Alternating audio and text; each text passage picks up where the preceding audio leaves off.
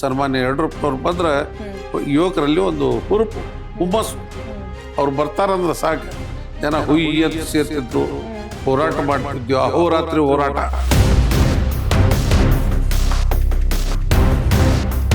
ರೈತರು ಹೊಲದೊಳಗಿದ್ರೆ ಅಲ್ಲೇ ನಿಂದ್ರೆ ಸರ್ ಏನು ಹೆಂಗದ ಪೀಕ, ಏನು ಬಳಿ ಬಂತು, ಏನಿಲ್ಲ, ಏನು ಹಾಕಿರಿ, ಏನಿಲ್ಲ ಅನ್ನೋದು ಸಮಕ್ಷ ಡಿಟೇಲಾಗಿ ಕೇಳ್ತಿದ್ರು. ಹೀಗಾಗಿ ರೈತರ ಬಗ್ಗೆ, ದೀನ ದಲಿತರ ಬಗ್ಗೆ, ಹಿಂದುಳಿದವರ ಬಗ್ಗೆ ಭಾಳಷ್ಟು ಅವ್ರಿಗೆ ಚಿಂತನೆ.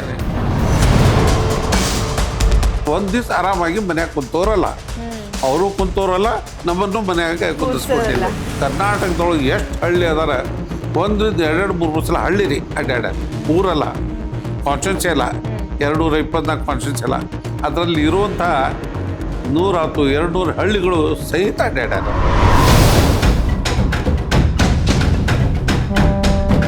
ಜನವರಿ 26 ಆಗಸ್ಟ್ 15 ಅವಾಗ ಉಳಿದದ್ದು ದೊಡ್ಡದು ಆ್ಯಕ್ಚುಲಿ. ಅವರು ಅವಾಗ ಅವ್ರ ಮೇಲೆ ಅಟ್ಯಾಕ್ ಆಯ್ತು, ಗುಂಡಿನ ಸುರುಮಳೆ ಇತ್ತು.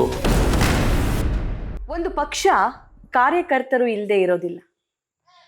ಕಾರ್ಯಕರ್ತರು ತುಂಬಾನೇ ಡೆಡಿಕೇಟಿವ್ ಆಗಿ, ತುಂಬಾನೇ ಆನೆಸ್ಟ್ ಆಗಿ, ಪ್ರಾಮಾಣಿಕತೆಯಿಂದ ಕೆಲಸ ಮಾಡಿದಾಗ ಮಾತ್ರ ಆ ಒಂದು ಸಣ್ಣ ಪಕ್ಷ ರಾಷ್ಟ್ರೀಯ ಪಕ್ಷವಾಗಿ ಹೊರಹೊಮ್ಮುತ್ತೆ ಅನ್ನೋದಕ್ಕೆ ಕಾರಣ ನಮ್ಮ ದೇಶದಲ್ಲಿ ಬಿಜೆಪಿಯನ್ನ ನಾವು ಉದಾಹರಣೆಯಾಗಿ ತಗೋಬಹುದು.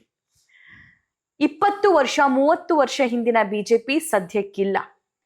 ಬಿಜೆಪಿ ಇಷ್ಟು ದೊಡ್ಡ ಆಲದ ಮರವಾಗಿ ಬೆಳೆಯೋದಕ್ಕೆ ಕಾರಣೀಕರ್ತರು ತುಂಬಾ ಜನ ಇದ್ದಾರೆ. ಅದರಲ್ಲಿ ಮಾಜಿ ಸಿಎಂ BS ಯಡಿಯೂರಪ್ಪನವರ ಪಾತ್ರನೂ ಕೂಡ ತುಂಬಾನೇ ಮುಖ್ಯ ಅಂತ ಅನ್ಸುತ್ತೆ. ದಕ್ಷಿಣ ಭಾರತದಲ್ಲಿ ಬಿಜೆಪಿಯನ್ನ ಬಲಿಷ್ಠವಾಗಿ ಕಟ್ಟಿದ್ದಷ್ಟೇ ಅಲ್ಲ, ಕಾರ್ಯಕರ್ತರನ್ನೆಲ್ಲರೂ ಕೂಡ ಅವರು ಒಗ್ಗಟ್ಟು ಮಾಡಿದ್ರು. ಸೊ ಹಾಗೆ ಕಾರ್ಯಕರ್ತ ಲೆವೆಲ್ನಿಂದ ಪಕ್ಷಕ್ಕೋಸ್ಕರ ಕೆಲಸ ಮಾಡಿ ಬ್ಯಾನರ್ಸ್ ಬಂಟಿಂಗ್ ಕಟ್ಟಿದಂತಹ ಅಥವಾ ಬಾವುಟ ಕಟ್ಟಿದಂತಹ ಒಂದಿಷ್ಟು ಹಳೆಯ ಲೀಡರ್ಸ್ಗಳನ್ನು, ತುಂಬ ಅನುಭವಿ ಲೀಡರ್ಸ್ಗಳನ್ನು ನಾನು ಮಾತಾಡಿಸ್ತಾ ಇದ್ದೀನಿ ಈ ಸಂದರ್ಭದಲ್ಲಿ. ಸೊ ಹಾಗೆ ನಾನು ಮಾತಾಡಿಸ್ತಾ ಹೋಗುವಾಗ ಹುಬ್ಬಳ್ಳಿ ಧಾರವಾಡದ ಮಾಜಿ ಶಾಸಕರು ಆಗಿರುವಂತಹ ಅಶೋಕ್ ಕಾಟ್ವಿ ಅವರು ನನಗೆ ಸಿಕ್ಕರು. ಮಾತಾಡಿಸ್ತೀನಿ. ನಮಸ್ಕಾರ. ನಮಸ್ಕಾರ. ಹೇಗಿದ್ದೀರಿ ಸರ್? Fine madam. ಓಕೆ. ಹೇಗಿದೆ ನಿಮ್ಮ ಕೆಲಸ ಕಾರ್ಯಗಳು ಇವಾಗ? ಜೋರದವ್ರಿ. ಜೋರದವ್ರಿ. ಓಕೆ. ನೀವು ಬಿಜೆಪಿ ಜಾಯಿನ್ ಆಗಿ ಎಷ್ಟು ವರ್ಷ ಆಯ್ತು? 42-43 ವರ್ಷ ಆತ್ರಿ. ಅದಕ್ಕಿಂತ ಮೊದಲು RSS 77-78 ಒಳಗೆ ನಾನು ಈ RSS ಈ ಎಮರ್ಜೆನ್ಸಿ ವಿರುದ್ಧ ಹೋರಾಟ ಮಾಡಿದ್ವಿ ನಾವು. 77-78ರಲ್ಲಿ ಎಮರ್ಜೆನ್ಸಿ ವಿರುದ್ಧ ಹೋರಾಟ ಮಾಡಿದ್ವಿ. ಅವಾಗ ವಿದ್ಯಾರ್ಥಿ ಇದ್ವಿ ನಾವು. ವಿದ್ಯಾರ್ಥಿ ಜೀವನದಿಂದ RSS ಮನೆಯಲ್ಲೇ ಒಂದು RSS ಕಲ್ಚರ್ ಅದ, ಅದರಲ್ಲಿ ಬೆಳೆದು ಕಾಲೇಜಿಗೆ ಹೋಗ್ಬೇಕಾದ್ರೆ 77-78 ಇದು ಎಮರ್ಜೆನ್ಸಿ ವಿರುದ್ಧ ಬಹಳಷ್ಟು ದೊಡ್ಡ ಹೋರಾಟ ಮಾಡಿದ್ವಿ. ತದನಂತರ 83-84ರಲ್ಲಿ ಪ್ರಥಮ ಭಾರತೀಯ ಜನತಾ ಪಾರ್ಟಿಯ ಕಾರ್ಪೊರೇಟರ್ನಾದೆ, ಜನತಾ ಪಾರ್ಟಿಯ ಕಾರ್ಪೊರೇಟರ್ನಾದೆ. ಆ ನಂತರ ಡೆಪ್ಯೂಟಿ ಮೇಯರ್ ಆದೇವಿ. ಆ ನಂತರ ಹುಬ್ಬಳ್ಳಿ ಧಾರವಾಡ ಒಂದು ಸತತ ಹೋರಾಟದಿಂದ ಅಯೋಧ್ಯೆ ಹೋರಾಟ, ರಾಮ ಮಂದಿರ ಹೋರಾಟ, ಆಮೇಲೆ ಹುಬ್ಬಳ್ಳಿಯಲ್ಲಿ ಒಂದು ದೊಡ್ಡವಾದಂಥ ಈದ್ಗಾ ಮೈದಾನ, ರಾಣಿ ಕಿತ್ತೂರು ಚೆನ್ನಮ್ಮ ಮೈದಾನ ಅಂತ ಈದ್ಗಾ ಮೈದಾನದ ಹೋರಾಟ 2 ವರ್ಷ ಸತತ, ಆಗಸ್ಟ್ ಆ್ಯಂಡ್ ಜನವರಿ 26 2 ಟೈಮ್, ಒಂದು ತಿಂಗಳಕ್ಕಿಂತ ಹೆಚ್ಚು ಆವಾಗ ಆ ಕಾರ್ಯಕ್ರಮದ ಇದು ಮಾಡಿ ಬಹಳಷ್ಟು ಹೋರಾಟದಿಂದ, ಆ ಹೋರಾಟದಿಂದ ಇಲ್ಲಿ 4-40 ಕಮಲಾರಟ್ಟಿತ್ತು 40 ಬಂದು ಅಲ್ಲಿ ಆ ಹೋರಾಟದಿಂದ. ಹಿಂಗಾಗಿ ಬಹಳಷ್ಟು ಹೋರಾಟಗಳು ಇಲ್ಲಿ ಬರ್ತಿದ್ರು. ಮ್ಯಾಲಿಂದ ಮೇಲೆ ಈ ಭಾಗದೊಳಗೆ ಸನ್ಮಾನ್ಯ ಯಡಿಯೂರಪ್ಪನವ್ರು ಬಂದ್ರೆ ಯುವಕರಲ್ಲಿ ಒಂದು ಹುರುಪು ಹುಮ್ಮಸ್ಸು.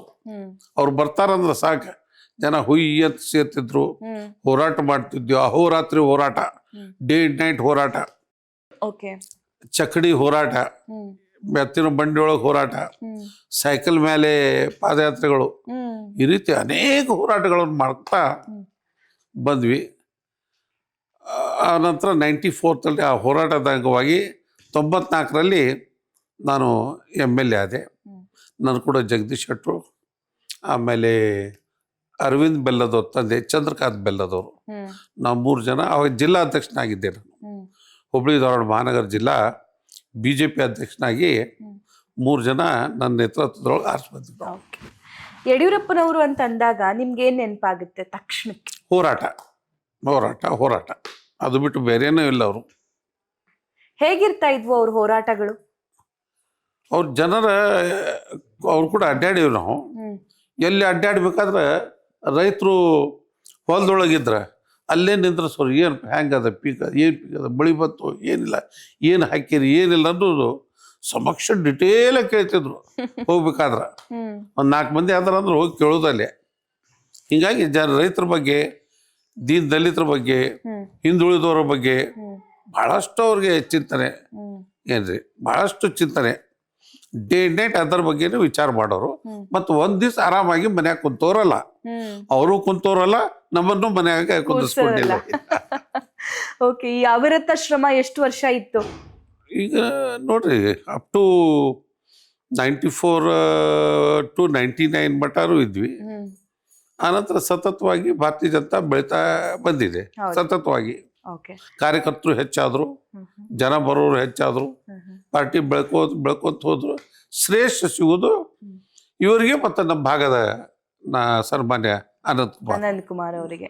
ಅವ್ರು ಕೂಡ ಜೋಡೆತ್ತುಗಳು ಈ ಭಾಗದೊಳಗೆ ಅವರಿದ್ರು. ಆದ ಕಾರಣ ಮುಖ್ಯವಾಗಿ ರೈತರ ಬಗ್ಗೆ ಮಾತಾಡೋದು ಯಡಿಯೂರಪ್ಪನವರು. ನಮ್ದು ಏನಿತ್ತು, ಹುಬ್ಬಳ್ಳಿ ಮೊದಲು ಭಾರತೀಯ ಜನತಾ ಪಾರ್ಟಿ ಜನಸಂಘದ ಸಿಟಿ ಒಳಗೆ ಜನ ಊಟ ಆಗ್ತಿದ್ರು.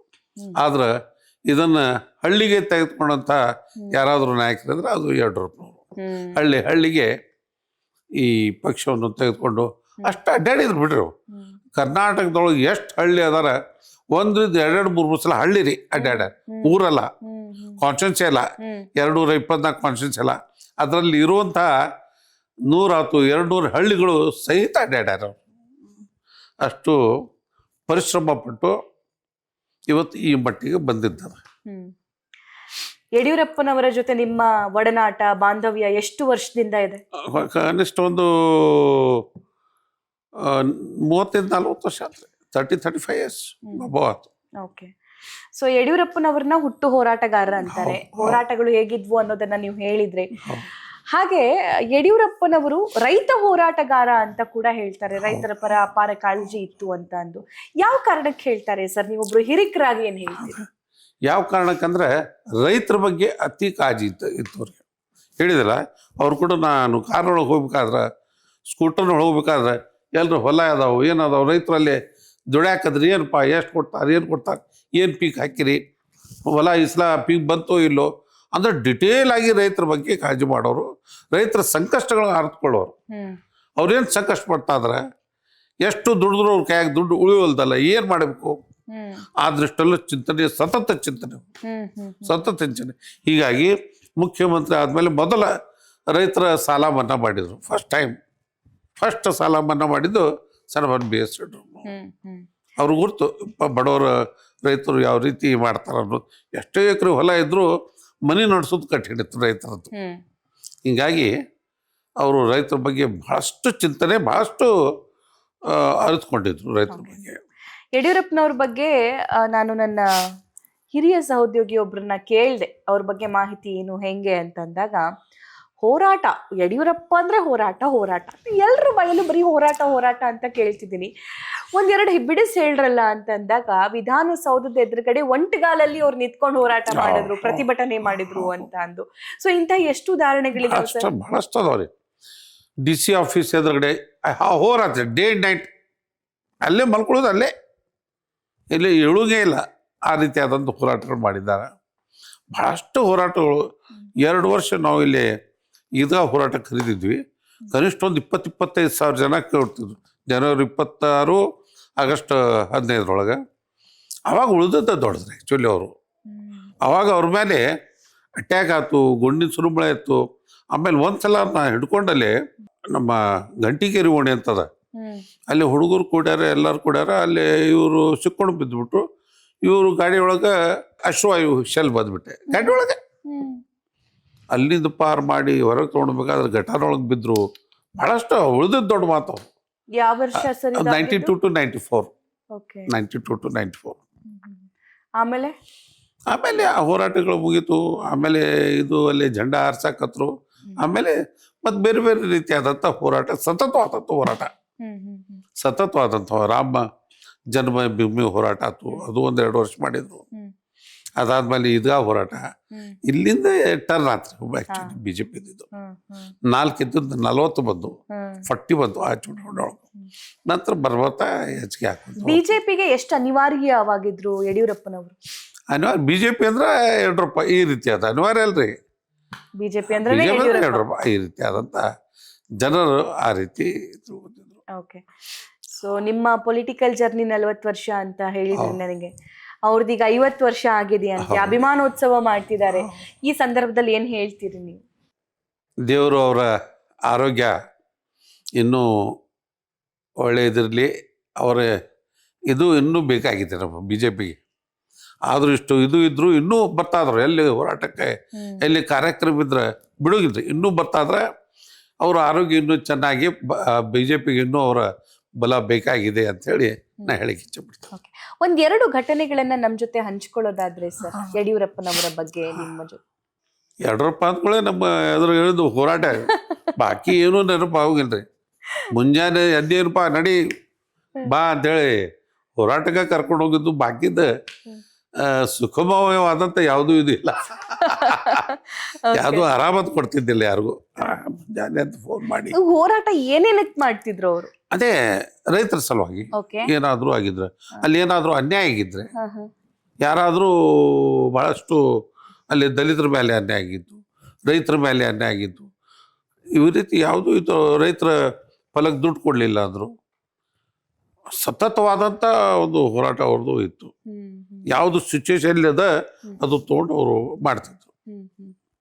ಒಬ್ಬ ರಾಜಕಾರಣಿಗೆ ಸರ್, ಅದು ಯಾವುದೇ ಪಾರ್ಟಿಯವರಾಗಿರ್ಲಿ, ಕನ್ಸಿಸ್ಟೆನ್ಸಿ ಅನ್ನೋದು ಎಷ್ಟು ಇಂಪಾರ್ಟೆಂಟ್ ಆಗುತ್ತೆ? ಸತತವಾಗಿ ಅದರ ಬಗ್ಗೆನೇ ನಾವು ಶ್ರಮಿಸೋದು ಎಷ್ಟು ಇಂಪಾರ್ಟೆಂಟ್ ಆಗುತ್ತೆ? 2 ವರ್ಷ ಅಲ್ರಿ. ಮುಂಜಾನೆ 3-4 ಗಂಟೆಗೆ ಏನು ಹೇಳ್ತಿದ್ರು, ರಾತ್ರಿ ಮಲಗು ಮಠ ಅದರ ಬಗ್ಗೆನೇ ಚಿಂತೆ, ಅದರ ಬಗ್ಗೆನೇ ಹೋರಾಟ. ನಾಳೆ ಮತ್ತೇನು ಮಾಡಬೇಕು, ನಾಡ್ದು ಏನು ಮಾಡಬೇಕು, ಎಲ್ಲಿ ಏನು ನಡೆದೈತಿ, ಎಲ್ಲಿ ಹೋಗ್ಬೇಕು. ಒಂದು ದಿವ್ಸ ಮನ್ಯಾಗ ಕಾಲಿಗೆ ಚಕ್ರ ಕಟ್ಕೊಂಡಿದ್ರು. ಅದೇ ಹೇಳಿದ್ರಿ, ಯಾವೊಬ್ಬ ಲೀಡ್ರು ಸಹಿತ ಈ ಮಟ್ಟದ ಲೀಡ್ರು 224 ಕಾನ್ಸ್ಟಿಟ್ಯೂಷನ್ ಅಡ್ಡಾಡಕ್ಕೆ ತಯಾರಿಲ್ಲ, ಆಗೋಗಿಲ್ಲ. ಆದ್ರೆ ಇವರು 224 ಕಾನ್ಸ್ಟಿಟ್ಯೂಷನ್ ಒಳಗೆ ಎಲ್ಲ ಮ್ಯಾಕ್ಸಿಮಮ್ ಎಲ್ಲ ಹಳ್ಳಿಗಳನ್ನ ಅಡ್ಡಾಡ್ಯಾರ. ಎಲ್ಲ ಹಳ್ಳಿಗಳ ಅಡ್ಡಾಡೋದು ಯಾರೊಬ್ರು ಅಂದ್ರೆ ಅವ್ರಿಗೆ ಗುರ್ತಾಗ್ತದೆ, ಪಲ್ಸ್ ಗೊತ್ತಾಗುತ್ತೆ. ಯಾವಾಗ ಎಲ್ಲೆಲ್ಲಿ ಅಡ್ಡಾಡಿದ್ರು ಆ ಭಾಗದ ಪಲ್ಸು ಪೂರಾ ಗೊತ್ತಾಗತ್ತೆ. ಆಮೇಲೆ ಹಂಗ ಇಲ್ಲ, ಅವ್ರು ಅವಾಗಿಂದವಾಗ ನೋಟ್ ಮಾಡ್ಕೊತಾರೆ, ಪೂರಾ ನೋಟ್ ಮಾಡ್ಕೊತಾರೆ, ಏನೇನದ ಏನಿಲ್ಲ, ಆ ಭಾಗದೊಳಗೆ ಏನಾಗೈತೆ ಅನ್ನೋದು ಕಾರೊಳಗೆ ಬಂದು ಏನು ಮಾಡಿದ್ರು ನೋಟ್ ಮಾಡ್ಕೊಂಡು ಹೋಗ್ತಿದ್ರು. ಭಾಳ ಎಷ್ಟೊತ್ತು ವಿಶ್ರಾಂತಿ ತಗೊಳ್ತಿದ್ರು ನೀವು? ಅದು ನಾವು ಒಂದ್ ದಿವ್ಸ ನಾವು ನೋಡಿದ್ವಿ, ಒನ್ ಡೇ ನಾವು ವಿಶ್ರಾಂತಿ ಅನ್ನೋದು ಅವ್ರ ಕಡೆ ನಾನು ನೋಡಿಲ್ಲ, ದಿವ್ಸ ನೋಡಿಲ್ಲ. ರಾತ್ರಿ 12 ಆದರೂ ಬರ್ಕೊಂತ ಕುಂದಿರ್ಬೇಕು, TV ನೋಡ್ಕೊಂತ ಕುಂದಿರ್ಬೇಕು. ಮುಂಜಾನೆ ಚಾಲೂನ ಅವ್ರದ್ದು ಬರ್ತಿದ್ರು. ಮತ್ತು ನಾಳೆ ಏನು ಮಾಡ್ಬೇಕು ಅನ್ನೋದು ಅವಾಗಿಂದ ಅವಾಗ. ಎಷ್ಟು ಪೇಪರ್ ಓದ್ತಿದ್ರು ಯಡಿಯೂರಪ್ಪನವರು? ಕನಿಷ್ಠ ಒಂದು 7-8 ಪೇಪರ್ ಓದ್ತಿದ್ರು. ಕನಿಷ್ಠ ಅವ್ರು ಬರ್ತಾರಂದ್ರೆ 7-8 ಪೇಪರ್ ತೊಗೊಂಡೇ ಇರ್ಬೇಕು ನಾವು. ರಾತ್ರಿ ಟ್ರೈನ್ಲಿಂದ ಬರ್ತಾರಂದ್ರೆ ಮುಂಜಾನೆ ಟ್ರೈನಿಗೆ ಹೋಗಿ ನಿಂದಿರ್ಬೇಕು, 7-8 ಪೇಪರ್ ತೊಗೊಂಡು. ನೀವ್ ಹೇಳ್ಬೇಕಿತ್ತ ಅಥವಾ ಅವ್ರು ಓದೋದಕ್ಕೆ ಕೊಡ್ಬೇಕಿತ್ತ? ಇಲ್ಲ, ಅವರು ಓದ್ತಿದ್ರು. ಇಲ್ಲ, ಮೊದಲು ಏನದ ಫಸ್ಟ್ ಮುಂದ್ರೌಂಡ್ ಮೇಲೆ ಎಲ್ಲ ತೆಗೆದು ಆಮೇಲೆ ಡೀಟೇಲ್ ಓದ್ತಿದ್ರು ಆರಾಮಿದ್ದಾಗ. ಫಸ್ಟ್ ಬಂದ್ಕೊಂಡು ಮೇಲಿನೂ 6-6ವರೆಗೆ ಟ್ರೈನ್ ಬರ್ತಿದ್ರಿ. ನಂತರ ಮೊದಲ ಎಲ್ಲ ಪೇಪರ್ ಇಟ್ಟರೆ ರೂಮ್ಗೆ ಹೋದ್ಮೇಲೆ ಮೊದಲು ಪೇಪರ್ ತೊಗೊಂಡು ನೋಡಿ ಆಮೇಲೆ ಬಾಕಿದ್ದು. ಯಡಿಯೂರಪ್ಪನವ್ರಿಗೆ ಭಾಳ ಸ್ಟ್ರಿಕ್ಟ್ ಇತ್ತಂತೆ, ಹೌದಾ? ಸ್ವಲ್ಪ ಇದು ಸಿಟ್ಟಿನ ಮನುಷ್ಯ, ಕೆಲಸ ಆಗ್ಬೇಕು ಅವ್ರಿಗೆ, ಆಗಿದ್ದ ಕೆಲಸ ಕರೆಕ್ಟ್ ಆಗ್ಬೇಕು, ಸ್ವಲ್ಪ ಸಿಟ್ಟು ಅಂದ್ರೆ ಪರ್ಫೆಕ್ಷನ್ ಬಯಸ್ತಾರೆ. ಬಾಕಿ ದ್ವೇಷದ ಸಿಟ್ಟು ಅಲ್ರಿ, ಇದು ಆಗ್ಬೇಕಾಗಿತ್ತು, ಈಗ ಆಗ್ಬೇಕಾಗಿತ್ತು, ಇಷ್ಟೇ, ಬಾಕಿದೇನಿಲ್ಲ. ನಿಮ್ಗೆ ಏನೇನು ಕೆಲಸ ವಹಿಸಿದ್ರು ಅವರು? ನನಗೆ 1992 to 94 to 99 MLA ಆದೆ. ಅದಾದ ನಂತರ ಕರ್ಸಿ ಅವ್ರು CM ಆದರು. ಡೆಪ್ಯೂಟಿ CM ಆದಾಗ ಕರ್ಸಿದ್ರು. ನನಗೆ ಅವಾಗ KSRTC ಚೇರ್ಮನ್ ಮಾಡಿದರು. 1 ವರ್ಷ. ಆನಂತರ ಫುಲ್ ಟರ್ಮ್ ಅವರು ಆದ್ರಲ್ಲ, ಅವಾಗ ಮತ್ತೆ ಕರ್ಸಿದ್ರು ಬಾರಪ್ಪ ಅಂತೇಳಿ. ಯಾರು ಕೊಡ್ತಾರೆ ಕರ್ಸಿ ಕೆಲಸ ಕೊಡೋದು.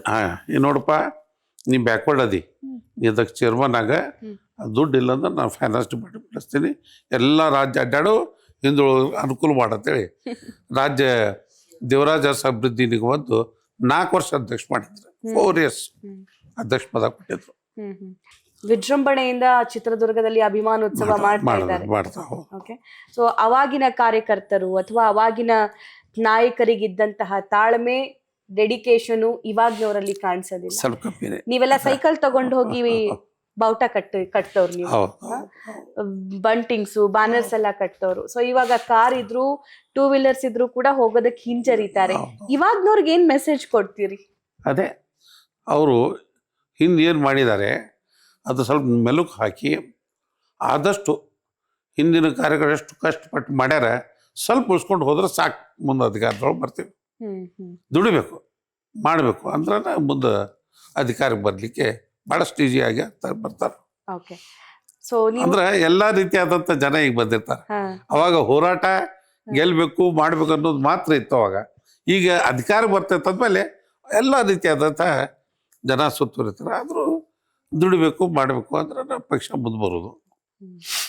ಓಕೆ ಅಶೋಕ್ ಸರ್, ತುಂಬಾ ಇದಕ್ಕೆ ಒಂದು ಇದು ಆಗಿ ಮೊನ್ನೆ ಇವತ್ತು ರಿಸಲ್ಟ್ ಬರ್ತದ. ಈಗ 9ನೇ ತಾರೀಕಿಗೆ ಒಂದು ಪುಷ್ಟಿ ಸಿಕ್ಕಂಗ ಆತಿದ್ದು ಪ್ರೋಗ್ರಾಮ್ಗೆ ಒಂದು ಬಲ ಬಂದಾಗ, ದೊಡ್ಡ ಬಲ ಬಂದಾಗ. ಓಕೆ, ಯಡಿಯೂರಪ್ಪ ಬಿಜೆಪಿಗೆ ಎಂಥ ಬಲ? ರಾಜ್ಯ ಬಿಜೆಪಿಗೆ ಭೀಮ ಬಲ, ಸ್ಟ್ರಾಂಗ್. ಮತ್ತು ಅವ್ರ ಮಾತು ಯಾರೂ ತೆಗೆದಾಕ್ತಿದ್ದಿಲ್ಲ, ಅಂಥದ್ದೇನು ಅವ್ರು ಮಾಡ್ತಿದ್ದೀರ. ಅವ್ರು ಹೇಳಿದ್ರೆ ಆಯ್ತು, ವೇದವಾಕ್ಯ. ಒಂದು ಟೀಮ್ ಇರ್ತಿತ್ತು, ಕೋರ್ ಕಮಿಟಿ ಇರ್ತಿತ್ತು, ಅಲ್ಲಿ ಡಿಸ್ಕಷನ್ ಮಾಡ್ತಿದ್ರು.